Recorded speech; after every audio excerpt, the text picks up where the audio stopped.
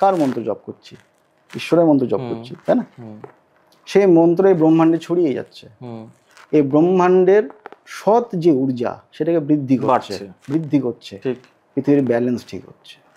না, এবার বলুন অঘরীদের কাছে ধরে রাখুন কেউ একটা সমস্যা নিয়ে এলো, সাপোজ আমি সমস্যা নিয়ে এলাম যে আমার স্ত্রী আমাকে ছেড়ে চলে গেছে, তো তার কি উপকার পাওয়া যাবে, মানে তার ফল পাওয়া যাবে, বা কিভাবে হেল্প করবে?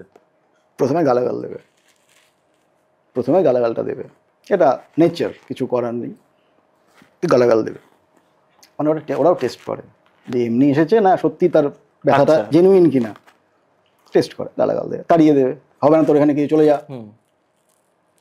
ভালো হয়েছে তোর বউ ছেড়ে তোকে ছেড়ে চলে গেছে, তোর বিয়ে করা উচিত না, এরকম বলে দেবে ওরা। যা সমস্যা সঠিক তারা যাবে। তিনি যদি মনে করেন যে আপনার উপরে কৃপা করবেন, তাহলে হ্যাঁ, কৃপা হবে।